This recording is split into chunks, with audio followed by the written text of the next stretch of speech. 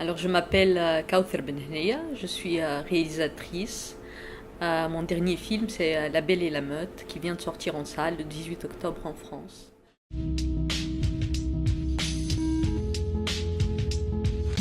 Alors, par rapport à ce film, c'est vrai que c'est un film où j'ai fait un choix esthétique très particulier, celui de faire des plans séquences, ce qui signifie de le faire en fonction de ça. C'est-à-dire, dans ce film, j'avais pas le droit à l'improvisation, par exemple. J'avais pas le droit à la découverte sur le plateau de tournage.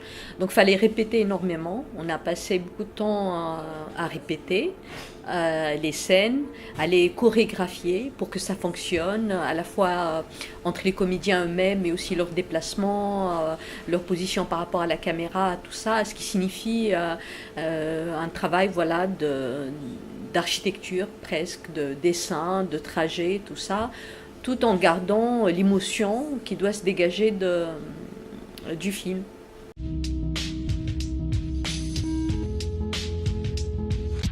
Alors, mes sources d'inspiration sont multiples en réalité pour ce film et pour les films que je fais en général. C'est vrai que dans ce film, il y a une petite touche film de genre, film d'horreur, thriller, et c'est un cinéma que j'aime beaucoup et qui m'a servi à donner un aspect comme ça très euh, beaucoup de tension et beaucoup d'adrénaline pour le film et aussi de peur et le fait voilà, de laisser le spectateur toujours le maintenir en haleine pour être dans cette histoire de l'intérieur. Par rapport à la forme, il y a beaucoup de films qui m'ont inspiré, notamment L'accord de Hitchcock, qui est un film composé de plusieurs plans séquences et qui est aussi un thriller. Voilà, donc à peu près les références.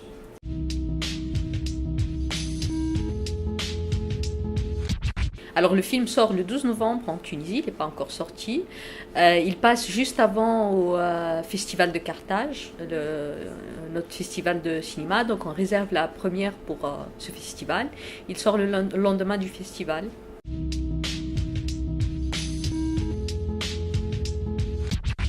Est-ce que j'ai un message?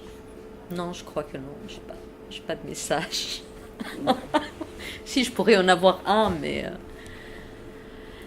Euh, enfin, moi, j'aime pas donner des leçons ou dire quoi faire, parce que moi personnellement, j'ai pas vécu ça et je le souhaite à personne. Donc après, c'est au cas par cas.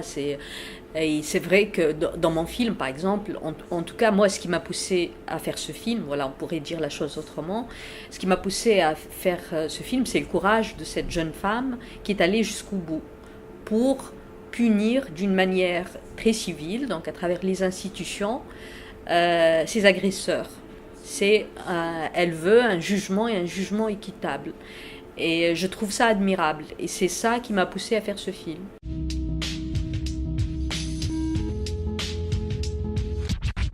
Oui, on a balancé Weinstein pour que le film sorte en même temps avec l'affaire Weinstein.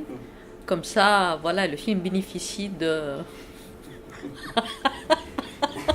Alors moi, quand je l'ai fait, ce film, comme c'est un film tunisien, dans un contexte tunisien, j'avais cette angoisse en le présentant à l'étranger, qu'on l'associe trop à un contexte très local. Alors que je l'ai écrit en pensant à quelque chose de beaucoup plus universel qui pourrait parler à tout le monde. Il se trouve que, complètement par hasard, l'affaire Weinstein, elle est partout dans l'actualité. Et je me dis que finalement, c'est quelque chose qui démontre bien un rapport perverti qu'on pourrait avoir par rapport au pouvoir, parce que c'est un homme qui a du pouvoir, un peu comme les policiers que j'ai dans mon film, et c'est les mêmes mécanismes qu'il utilise lui ou les policiers dans mon film, et donc du coup je me dis c'est quelque chose d'extrêmement universel, oui.